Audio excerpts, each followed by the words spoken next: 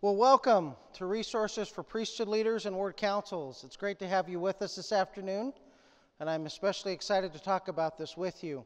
Now, to start off with, I just want to see who we have with us. Who here is a priesthood leader, whether they're a stake president, bishop, high counselor, high priest group leader? Wonderful. Thank you so much. Who here do we have that's a Family History Center director? Great. Who here is a family history consultant? Or a stake indexing director? Wonderful. So we've got a span of everybody here. Well, my name is Merrill White. I've had the opportunity and blessing to work for Family Search for the last 15 years.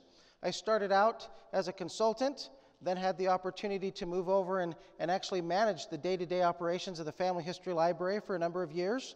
I then got to create and make the Discovery Center, which was an absolute blast, and if you haven't had a chance to see that, I encourage you to try it. And now I have the opportunity to be an area manager and support priesthood leaders for the North America West and Northwest areas. So today we're going to talk about how you as leaders can help the members that you serve have a good family history experience and the resources that are available to you. And I want to start off with this scripture in 3 Nephi chapter 16, verse 5. And then will I gather them in from the four quarters of the earth, and then will I fulfill the covenant which the Father hath made unto all the people of the house of Israel. We not only teach this doctrine, the gathering of Israel, but we participate in it. We do so as we help to gather the elect of the Lord on both sides of the veil. So as we talk about this today, and we talk about what opportunities you have in helping others, our focus is going to be how do you bring others these blessings. Now, family history and temple work have the opportunity to help others better observe and keep the Sabbath day holy. Temple and family history service helps us prepare for and become better missionaries. Participating in temple and family history can help with the reactivation of members. When you think about new converts, they're going through a set of spiritual experiences. And if they have the opportunity when they're learning about this church and learning about the gospel and its doctrine to also be finding family names and having a spiritual experience with that, and then taking those names to the temple after they've joined the church, and then also having that spiritual experience to be able to then teach their family the things that they've learned and about family history, these spiritual experiences make a huge difference for them. And we know that participating in temple and family history service strengthens families, which is what we're focused on. And so as we start with this, I love this from Elder Bradley Foster. Looking back prepares us to go forward. So as we think about how can we help us all move forward in this work of salvation, it's this great thing with family history that we can look back and it helps us go forward.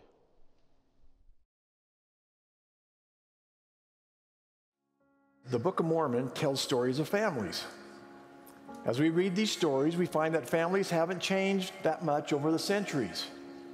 Even though they lived in another time and a place, they're a lot like us. You know the story. The Lord commanded Lehi's sons to go back to Jerusalem for the records. Now, the brass plates were a record. They contained the scriptures, but they also contained Lehi's genealogy and his family history. Lehi then taught his family what he had learned from the plates. You might say that the tent of Lehi became a family history center, just as our home should be today. Our Heavenly Father's plan for his children centers around this kind of a family, with children who draw strength from ancestors many generations back, and parents who seek to bless their posterity for generations to come. Have you ever wondered why the Lord didn't command Lehi rather than his sons to go back for the record? He was the patriarch of the family. The Lord gave him the vision, and wouldn't Lehi have had more influence on Laban than his young sons? Yet the Lord commanded Lehi's sons to go back. We might ask ourselves, what does the Lord want our sons and daughters to learn by going back to retrieve our family records? Brothers and sisters, when we know who we are in relationship to God and to each other, it changes the way we think, the way we act, and the way we treat other people. looking back prepares us to go forward. Just as Lehi sent his sons back to Jerusalem for the sacred records, let us send our children back for our family records. Just as the Lord provided a way for Nephi, He has provided the internet and other technologies that will enable your children to find that string, gather, and heal your families. And He has provided temples where we can take the names and find and make our gatherings permanent through sealing ordinances. Brothers and sisters, I promise you that as you invite your children to go back and find the records like Lehi and Sariah, you will rejoice exceedingly. You will be filled with the Spirit, for you will find that they are desirable, yea, even of great worth. And you will know that it was wisdom in God that you should carry them with you as you journey in the wilderness towards your land of promise. So as we look back and prepare to go forward, we've been given some very simple steps for how to do that. We've been asked to find, take, and teach. Find the names of our ancestors, take them to the temple, and then most importantly as well, teach others to do the same. As we go through this presentation today, I invite you to really think about the things that are being revealed to you. There's going to be specific things that you're taught that will work with whom you have stewardship over. And so I invite you to jot those down. We're going to have various people today sharing what they have done to see success in their wards and in their stakes as a priesthood leader. And those will prompt you to do things yourself. And so I invite you to write those down as we go through this today.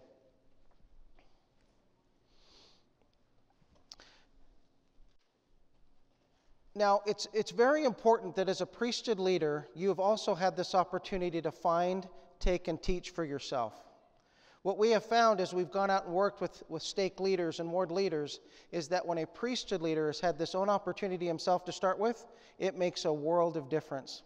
And so I've invited some individuals to be with us today to talk about that and share those experiences. The first stake that I'd like to share with you is about the Gilbert, Arizona Highland West stake.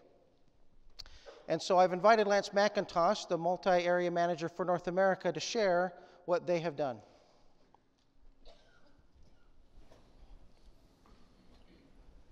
Thank you, Merrill. It's good to be with you today. Just real quick, is anybody here from Gilbert, Arizona?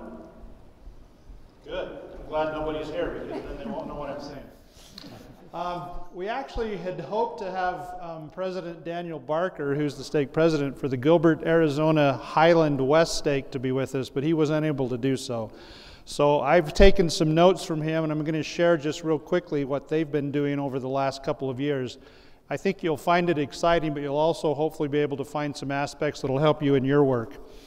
The story starts, though, back when this stake was submitting at a rate of about 2 to 3%.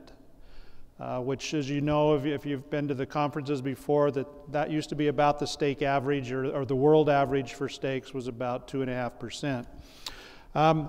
Their inspiration for their story, though, started with a number of things. Back in 2012, if you recall, there were 2 First Presidency letters that came out, one in February and one in October. So those were a source of inspiration for President Barker and his stake. The second item was the training that they received in coordinating council. The area leaderships came and taught them about family history, and he said that started them thinking about it as well. But he said one of the key changes that occurred that got them focused on family history was a change to the Priesthood quarterly report. If you're familiar with that, there's 2 lines on there, line 9 and line 25, that have information about the number of members submitting and the number of converts that are submitting names to the temple. President Barker actually gave us this quote, so I'm going to read this to you. He said, "It made no sense to me that a stake as strong as ours should only have 2 or 3 out of every 100 finding names." He said, "We began to have feelings, and then became convinced that we needed to do something and that it should be a major something." So President Barker said that the first thing he did is he realized that he had never submitted a name to the temple. So he went and talked to his 2 counselors and found out that he was 0 for 3. So then he reached out to the High Council, the clerk, and the executive secretary and found out that they were 0 for 17 in submitting names to the temple. He said to me, we then stumbled upon find, take, and teach. Actually, one of the high counselors, who was a dentist, compared it to the training that he received in dental school, where he said it was watch one, do one, teach one, which we've all heard. But President Barker said the first thing they realized after they found out that they were 0 for 17 in submitting themselves is that one of the most important aspects of what they were doing is that they had to lead by example. As leaders, they had to do it themselves. So President Barker went out and he challenged all of the leaders in the stake to find a name, take it to the temple, but then to reach out to as many people as they could and train others on how to do it, right back to Elder Cook's find, take, teach. But keep in mind, though, that this was prior to Elder Cook discussing this at Roots Tech. So they, again, stumbled upon find, take, teach on their own. So now we're going to jump forward here. Merrill, if you'll advance this slide for me. In April of 2014 is when we started watching this stake, because we were able to track the numbers of submitters and the rates. And we noticed that in April of 2014, so about a little bit after they had started this inspiration, their number of submitters, their rate went up to 4.7, so almost 5%.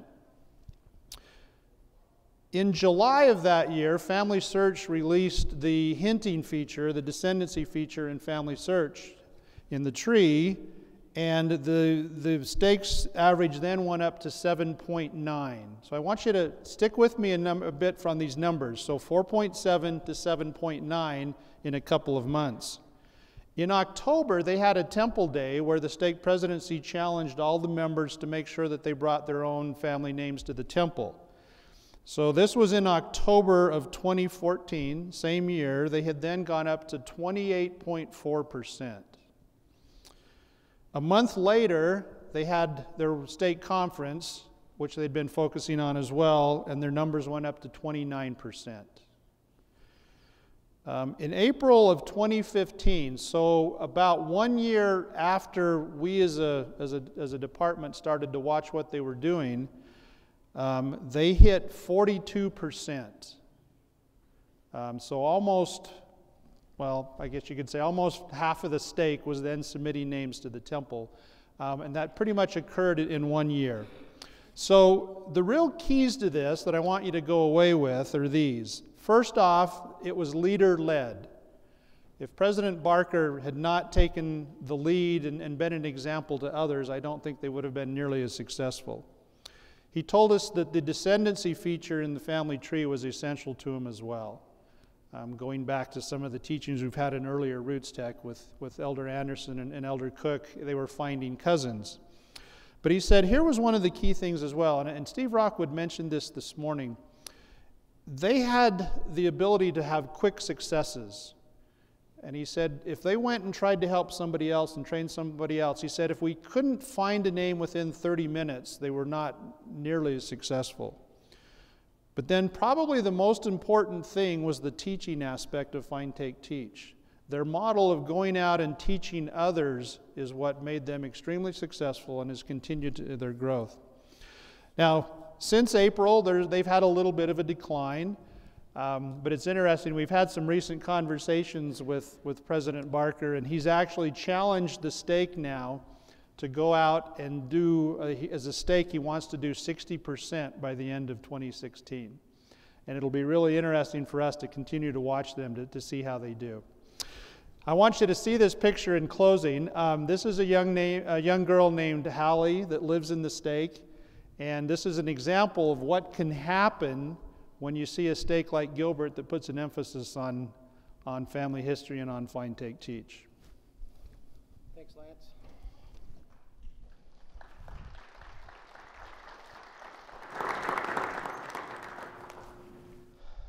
Thank you, Lance. Our next guest is President Roland Lepore from Lyon, France, a stake president there. He's been in that role for the last couple of years. And in about the last 18 months, his stake went from about 4% to now 10%. And so we're excited to have Roland with us and for him to share what he's been doing with his stake in France. So Roland? Thank you. It's very humbling to be here before you. Very humbling in the sense that we try everything that we can, and we're not sure. I am actually not sure how we got to where we were.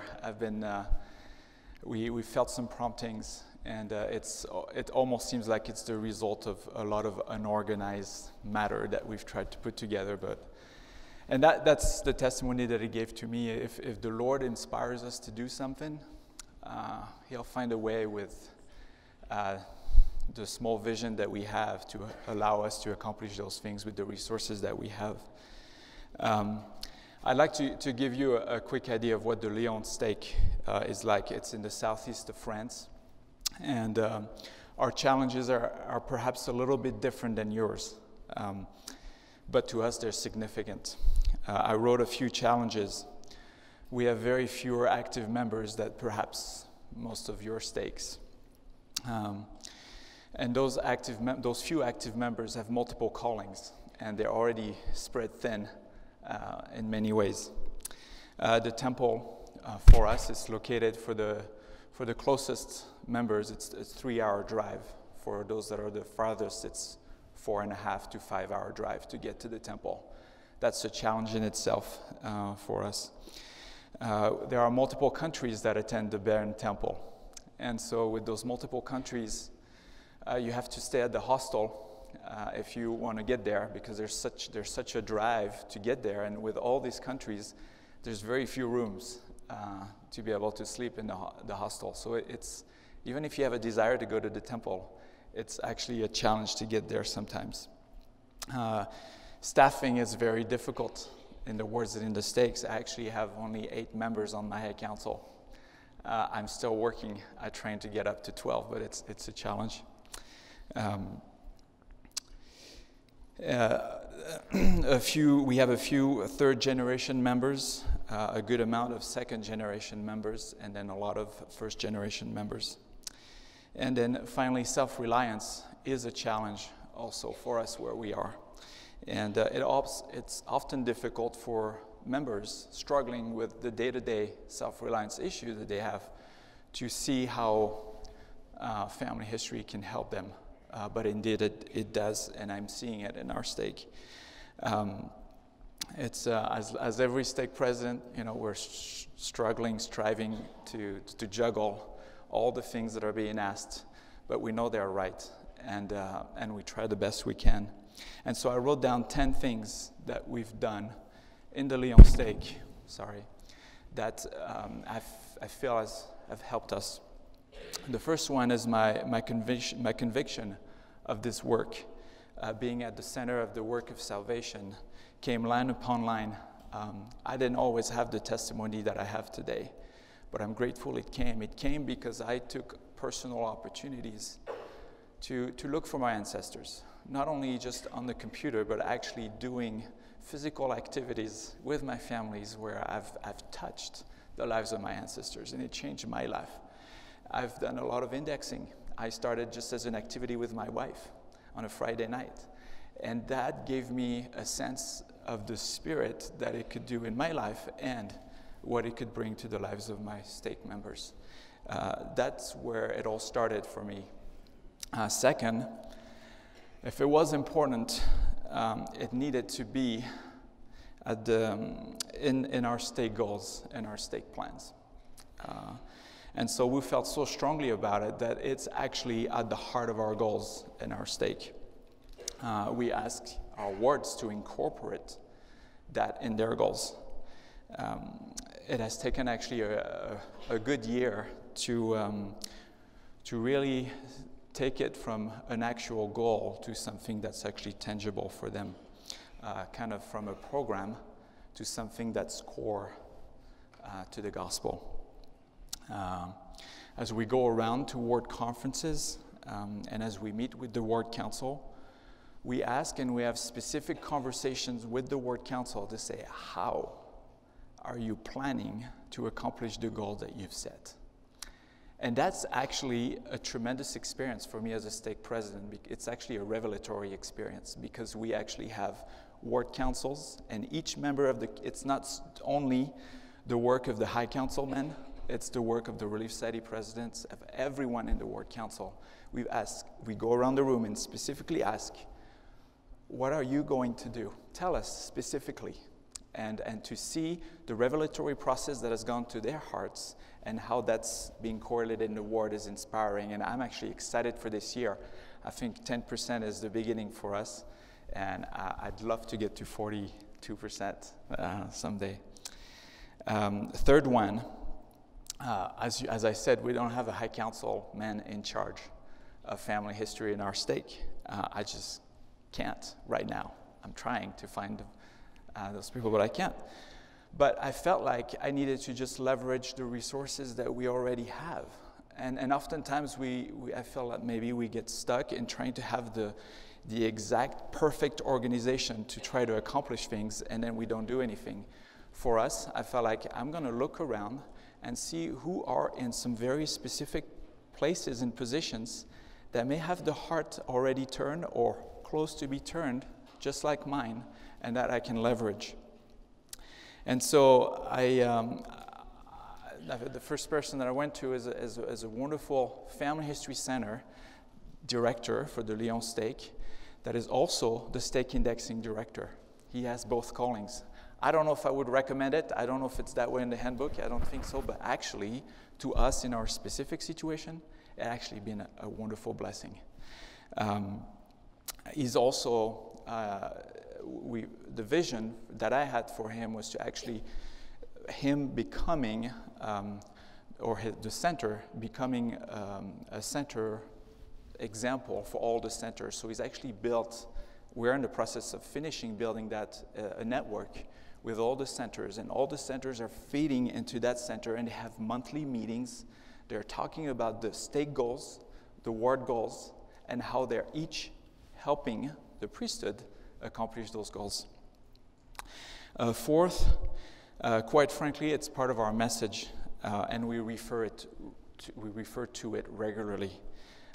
We participate ourselves, and wherever we get a chance to speak or to be, we share personal experiences, and I'm grateful for those personal experiences.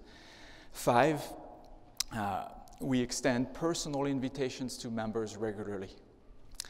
And we do that through various settings. I've also asked every auxiliary leaders to consider ways at the stake level, ways they're going to incorporate those goals. And as they work with ward relief society presidents or ward elders quorum presidents or others, they are helping with those specific goals. That's taken a while, by the way, but it's progressing very well. And then early on, well, about mid-year last year, we started asking everyone coming for a temple recommend interview to come with a name that they found. I was a little worried because I thought nobody's going to come to get their temple recommend. And so we're very careful the way we presented it. But we give the challenge when the appointment is made, that the time they have the appointment to the time they come to us, they found a name. And if they haven't, during the interview, we talk about it for a minute. And then I'm giving them the challenge to send me a picture with them holding their name after they receive the temple recommend. I've had actually some wonderful spiritual experiences doing that. 6, I invite every future missionary to work on it and to come prepared with a name. So what I do as I have their final interview, before we just send the paperwork to Salt Lake for their calling, I said, I know you're going to have to come back and have a temple recommend interview to go to the temple and do your endowments. And so I'm giving you just a few months. I'm asking you every week to send me an email on Sunday night. And on this email, I want to know how many names you have indexed. I'm not asking you to index thousands of names, just a few names a week so you can feel the spirit of the temple, and it will protect you. And also, I'm asking them to start filling out their My Family booklet, because I know it will have it will make a tremendous difference in their mission. And I'm asking them to prepare to find a name so that the day they will go to the temple, because they will go for at least a day or two, they will do one endowment for themselves and at least another one for one of their ancestors. So hopefully they're coming to the mission field a little bit more prepared. 7, we've included this as a focus for our stake youth events with the temple trip. It is a real challenge to organize taking a lot of youth to the temple when it's 5 hours away, but we've had a tremendous experience with that. Number 8, it's difficult to bring all the members in one place in our stake. I mean, it's 3-hour drive to come to the stake center. How often does everyone want to come for a big meeting? And so I started thinking, well, when are members coming anyway? And it came clear to me, there are 2 times in the year that they come anyway, most of them, it's stake conference. And so I thought, well, if they're going to come anyway, what can we do around stake conference that we can help everyone have an experience? And so last year, we had 2 stake conferences, and we did workshops right there, right then. So we start our meetings early in the afternoon with Priesthood, and from 10 a.m. in the morning, everyone can come, and there are actual workshops where people are there to help members find a name and help them have an experience. It's part of our stake goal, so it made sense that we're helping everyone right there. And that's been tremendous. We've seen great results from that. Number 9, we've been challenging the High Council to participate and to train priesthood leaders. It hasn't been easy. But unless they are convinced themselves, how are they going to train the priesthood to do so? And we need them so much to pass on the message. So if you're a high counselor and you haven't had that experience yet, please do so. Your stake presidency relies heavily on you. Number 10, we work with the mission very quickly. We started with a project that we called the Project Elijah. And I don't have time to go into it, but I can talk about it later if you want. But we work very closely with recent converts. I want every recent convert to have a temple experience within 3 months of their baptism. And so I've turned to the mission president and say, President, can you help us do so? And so missionaries are helping our new converts get to the temple by helping them finding the names and get there. Just a couple thoughts to finish. If I have time, I hope. I recently was in a meeting with all the stake presidents, and we had Elder Kieran, Elder Dykes, Elder Johnson, who are our area presidency, and they asked me specifically, they said, if you were thinking about the Sabbath day observance in your stake, tell us, finish those sentences for us. Say, I know we still need to improve because, or I know we're making progress because.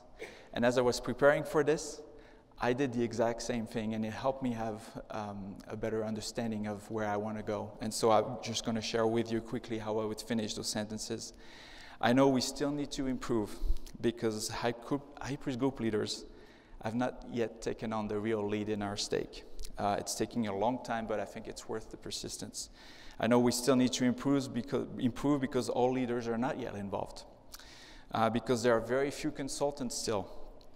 And because there are so few members to count on, consultants are not the very first ones to be called when there's needs. I know we still need to improve because our family history centers are not quite yet used to the vision and level that I'd like them to be used. I know we need to improve because I still need a high counselor over family history. I know we need to improve because it has not yet penetrated every heart. It hasn't touched every recent convert and every youth, and so we have work to do. But I know we're making great progress because we have some terrific experiences that people are sharing, and how their hearts are turning is inspiring to me.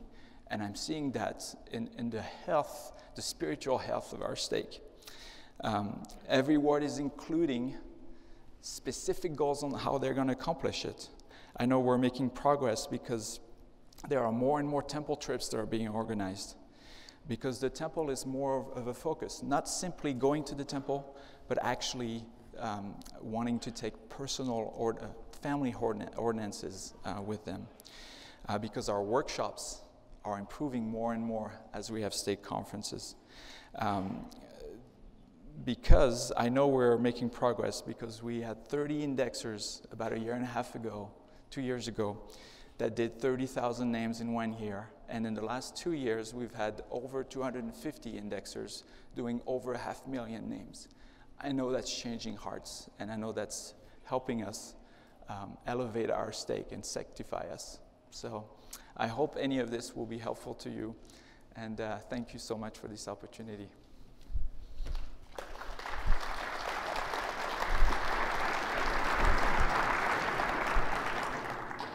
Thank you, President Lepore. It's wonderful to have you here, and grateful that you could share what you have done and allow that inspiration as well for the rest of us.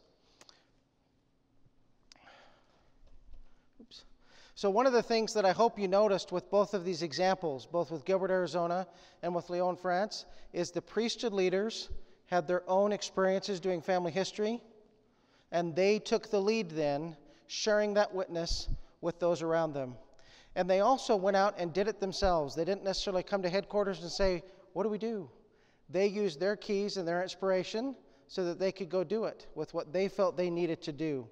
Another example that we have that I'd like to share briefly has to do with in Lisbon, Portugal. It's Bishop Jose Andrade. He was the bishop of the Tejo ward. And this last year, they have had tremendous growth. And so we actually got an email from him that I wanted to share and just read a few key things about his area that are just astounding. And so his ward decided, again, under inspiration, to focus on family history. And after 1 year of basically having a family history activity once a month, the ward council got together and talked with one another to say, so what effects did it have on us? We've had this focus, we've talked about it once a month, we've done activities. What actually then was the result? And this is from Bishop Andrade. I found that one of the main reasons for which this work has progressed in our unit was the desire to have a temple. For those of you that know this area, a temple was announced in October 2010 by President Monson, and thankfully it just broke ground in December of 2015. So now it's being built, but they've had an announced temple, but not one yet close by. And so there's been this desire to have the temple and to prepare themselves for that. And so as I mentioned in this ward council meeting as they met, the council talked about what were the main things that they saw that benefited their ward. And these are not necessarily in order, but this is what they said. Again, the desire for a temple in Lisbon, this desire united and strengthened many other things. The entire ward leadership was taught family history first, and then it extended to all the members. As I mentioned, once a month they were doing family history activities. They called 4 to 6 new family history consultants to be able to help. All new members received a personal challenge and call from the bishop to find and start their own family history. All men who were ordained to the priesthood were taught to use family history in their home. By focusing on family history, it helped desire for these members to make covenants and want to go to the temple. And for that desire to want to go to the temple, it then required that they be worthy to have a temple recommend. So one of the things he also said here was, well, then that meant they had to keep the law of tithing. They had to keep the word of wisdom. They had to keep the law of chastity. They strived to keep the Sabbath day holy. They strived to attend their church meetings. They strived to have family prayer. And so this concentration for a year brought about some interesting results. And so he sent then the results of what happened in a year's time frame. And so you may remember we talked about the quarterly reports that you have. And so these are the stats from his quarterly report. So before the focus of family history, they had 9 total submitters in their ward. After a year, they had 70. Converts submitting names to the temple, 2. After a year, 49. Baptisms, well, 198 baptisms submitted. Again, because of so many more people submitting, they're almost at 1,800 baptisms. Converts in their ward, 16, went up to 20. Sacrament meeting attendance went from 106 to 127. So what was interesting to him and this ward council as they sat together was, wow, this focus on family history affected every part of the work of salvation and helped everything increase and be better and all the things that we're trying to do. as he says here, the results more than verified the numbers in an environment of joy and satisfaction in our ward. And then he says, we have excellent prospects. We've had more harmony. We've had more real growth. The young are securing testimonies. We still have challenges ahead and weaknesses to overcome, mistakes to be corrected. There's still many to rescue, but we have hope and faith. And so it's just neat to see, again, with this emphasis, what they were able to do. And so as we've been learning from priesthood leaders, and we've been talking with them, we wanted to make sure that the resources that we had available to you were as current as possible. Already on LDS.org, we have a website that you can go to for a resource for priesthood leaders. It's there today. But we wanted to make it a one-stop shop for you to get everything. Right now, you kind of have to click in a lot of different spots if you want to find everything. And so we wanted to make sure that you would be able to find it. And so we have this new web page that will be launched here shortly for priesthood leaders. And it'll have its own splash page to be able to get to it quickly, lds.org/family history leaders. But this website is created specifically to help you to go directly to know what you need to do in terms of who do I focus on? How do I get started myself? How do I do find, take, and teach? Who do I work with? Who has what responsibilities and what training is available for them? So as I extend a calling to them, I can share with them, oh, here's a resource for you to be able to do your calling. And then also tools and resources in terms of handouts, videos, lesson plans, other things that you can do under your inspiration with what you want to do. And all of this with this website is focused around keys. And so this resource starts out by outlining how family history starts with priesthood keys and how each of us have to have our own find, take, teach experience and how you can assist others in helping obtain that blessing yourself. From Elder Hales, this key which I hold is an original key to the gates of the Salt Lake Temple. This key is symbolic of the keys which we hold as bishops to unlock the marvelous gate of the temple. Remember, bishops, you hold these keys. Use them as the presiding high priest, as a common judge in Israel. Use them to open the door to all the blessing of the Lord's true church, and then let the people into the temple.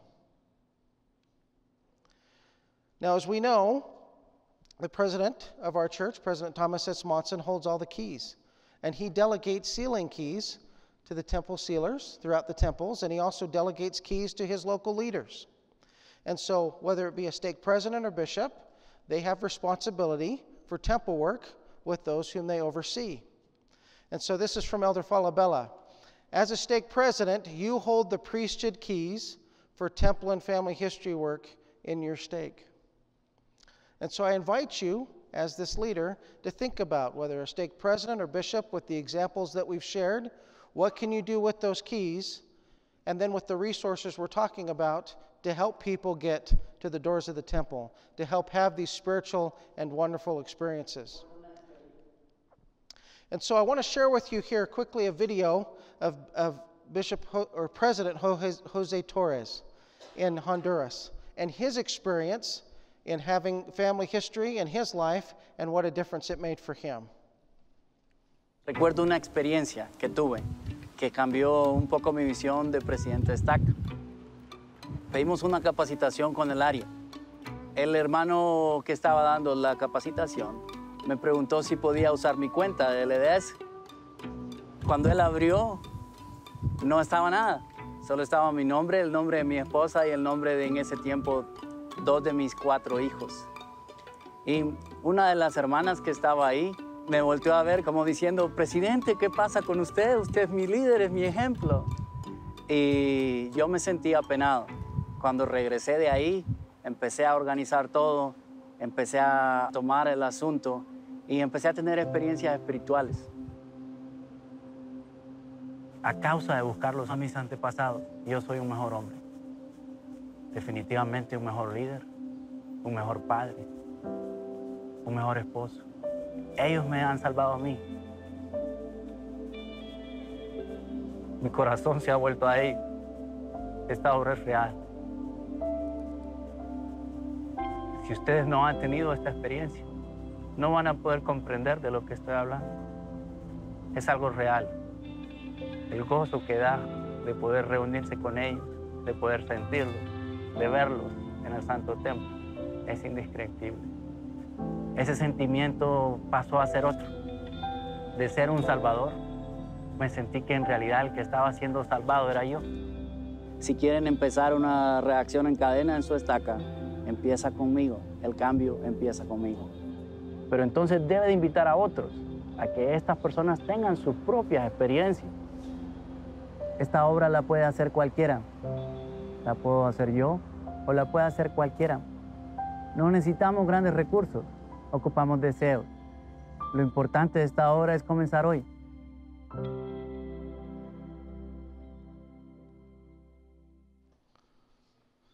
That's a fun story, again, of a priesthood leader helping set that example and make that difference. And so, as I mentioned, you have a team of people that you can work with to help make this happen. And the website, again, breaks this out, shows you who works with who, what the responsibilities are, and how they can work together with you to help accomplish this. So the first individual you have, of course, is your high priest group leader in your ward, who can assist and help and oversees this work. You have family history consultants who can help and assist you with this work, and they, of course, also can be youth. You've got your stake indexing director. You've got your family history center director. So again, as you come together, you have this entire team with the high counselor, high priest group leader, family history consultants. It's not the priesthood leader having to do everything, but he's able to orchestrate it. When I was in college, I had the opportunity to play the sousaphone, be a tuba player, and so I always had to watch my conductor, especially since I kept the beat. And it's the same thing. As that priesthood leader, you can help keep that beat and make sure the tubas stay in line, okay, so that it works. And then with that, then everybody can work together to help make it happen. I love this from Elder D. Todd Christofferson, talking about this team and how it can work together. If I were a bishop again, my approach would be to charge the high priest group leader with the responsibility to lead out in the ward council on this subject. I would ensure that we had one or more family history consultants who were people persons who could work under his direction. So one of the examples we have with this is the Laguna Niguel stake in Southern California. And just like with many of the other stakes that we've talked about, we here in Salt Lake were watching those key indicator reports to see how are they doing, what's going on. And with Laguna Niguel, I noticed, boy, they keep going up every single month. Wow, they really keep going up every single month. What are they doing? And so I then had the opportunity to call and talk to President Davis. And he said to me, well, Merrill, I'm really not doing anything. And I said, President, the statistics here beg to differ with you. You're doing something. Your ward or your stake is almost at 28%. You're doing something. He said, well, it's really not me. I said, well, what is it? And he said, well, the best thing for us to do would be to get together on a call and to talk about it. And so we set up this conference call, and he was able to talk with this team in terms of himself, in terms of the consultants that he has called to help mentor and teach others, and then his high counselor. And what they did was they formed a family history committee for the stake, where they get together regularly with those responsible for family history, with the high priest group leaders, and they come share best practices with each other every single time they meet. And as they do that, then it influences them and encourages them to go out and do it. And he says it didn't work all at first. It wasn't like we came together one meeting and all the high priest group leaders ran out and did something. Okay? But as one of them did something and then another one did something and then came back and shared what they were able to do and the success that they had, then the other one got excited to go try it, and he went and tried it in his ward, and so forth. And they had a wonderful mentor to be able to help them and assist them. Her name is also Sister Davis, with no relation, who's here today. And she also helped a lot with this, to mentor and teach them And one of the key things is she taught people, not lessons, and helped them have a good experience finding these things. But this council, this team meets together regularly, and it influenced, and then great things happened. And now the stake is almost at 30%. In really just a year's time frame, they have just gone amazing through this. And I asked him to share with me a few things, and so he sent to me an email, and I just want to read this little thing from just the other day. President Davis said, "We remain very committed to this work. We devoted our entire Saturday evening session of stake conference, which was just recently, to family history and temple, and it was an inspiring session. We had an 8-year-old primary child speak that does family history Sunday morning and loves it. I challenged each member of our stake to find family names this year, and will continue to do it through Ward Conference. The family history work done by the members of our stake has helped them connect spiritually in important ways and has brought protection, especially for the youth. I feel that the 61% of our youth doing family history are accessing important spiritual blessings and protection. Family history and temple work is counterbalancing the evil influence in the world. We love this work." And one of the things I forgot to mention, one of the things that really initially set this off with President Davis is he was in a coordinating council meeting with Elder Haney where the statement was shared with him from Elder Bednar with the protection for the youth. And that's where he decided, we really have to have this, and went back and helped form this committee. And so again, it's these individual inspirations of what you can do, and then you can do it as a team. You don't have to do it by yourself. And I think that's also been shared today with what was done both in the Tejo Ward, what was done in Gilbert, Arizona, what's being done in Lyon, France, and throughout the church. Now, as we do things, we have tools to be able to assist us. And so this website is here to help you. And so as you've got these tools and you want to build things, I want to make you aware of just a few of these things. One of the things that is there is the Sunday lesson, Family History Sunday lesson, to teach, find, take, teach. This is a wonderful handout put together and lesson plan for priesthood leaders to be able to, whether they choose to do it a 5th Sunday, however they choose to share it, for the priesthood leader, the bishop, stake president, to teach and to be able to share how he's had his own find, take, teach, as well as teach others to do the same. And so that's available. And there's lessons about that as well as part of this year's Roots Tech. Of course, we've got the My Family booklet, which we've had for the last number of years. Hugely successful. Who here has tried the My Family booklet? If you haven't, I encourage you to do so. So many of us that live with computers in our hands all the time think, why on earth would I pick up that thing? It's paper. But yet, I did it with my own family, with all 5 of my children, and it was literally a spiritual experience. Because then I have my children asking me the stories about my parents and grandparents and great-grandparents, so they can put it in the book. And printing out pictures and putting them in. It gave us the opportunity to talk about it in a very intimate, physical way. And so I invite you, if you've not done the booklet, to try it out. It's an awesome, awesome experience. Another thing that you'll have available is this Strengthening Eternal Family Bonds Through Temple Service. This is another brand new handout. You'll notice how it's green along the top, just like the My Family booklet.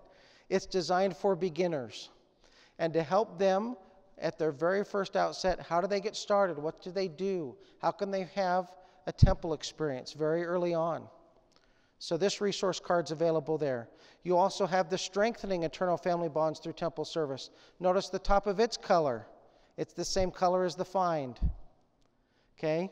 And so we've color-coded our handouts so you even know which one goes with what part in terms of this simple process. But this is a little bit more for the intermediate or people that have had a lot of family history done. This teaches about the hinting in family search as well as how to do descendancy research. So if they're beyond the beginning stage and a lot of the work's been done, now what? Well, this handout and this helps teach that, and something that they can keep right next to them at their computer.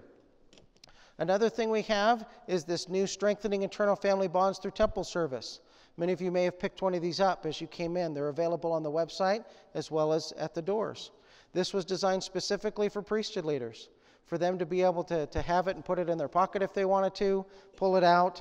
And it's got the information for if they ever had to give a talk on family history, it's here. In terms of the blessings, in terms of how do I organize the work, what do I need to do, questions members are going to ask me, what are the resources available, what's the name of the website again if I need to type it back in to get there. So they've got this available as this nice handy little thing to be able to help and assist them. So be sure you grab one of these as well.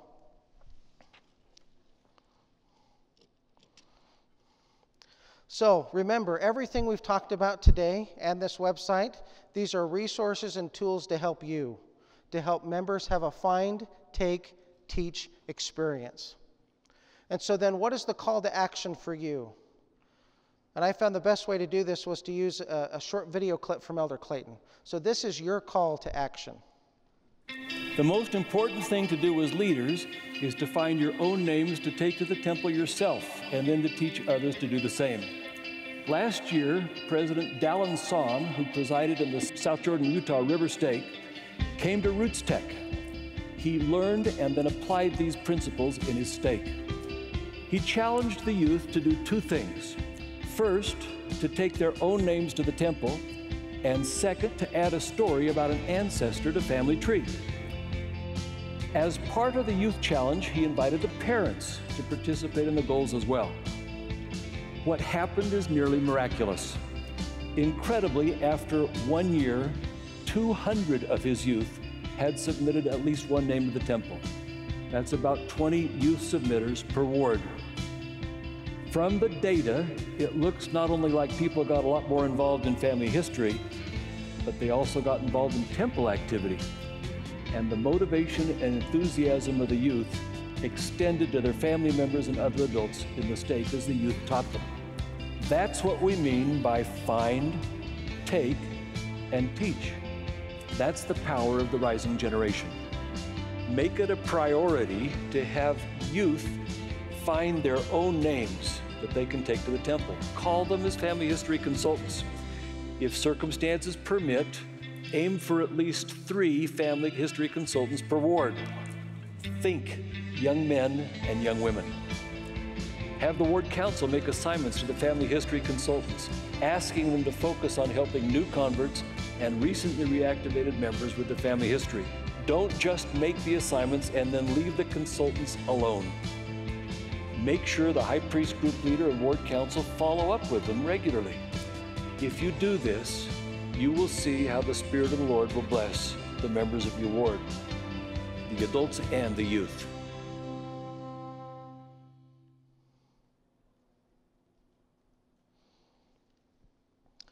So from Elder Clayton, I encourage you to see yourself as someone who helps kindle the faith by which members do this work.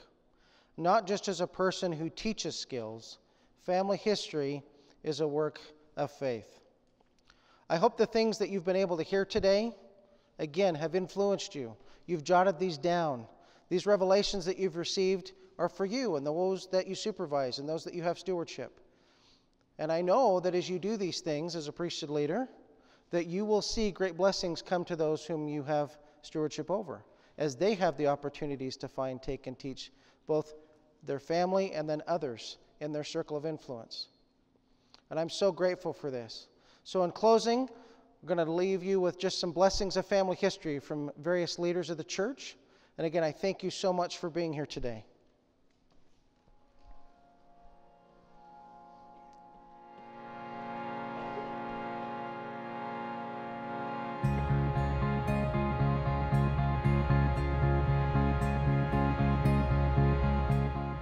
There is something very, very powerful in searching out someone who needs temple ordinances. This is how you and I become saviors on Mount Zion. There is a joy and satisfaction that is only understood through spiritual feelings. We are linked to them forever.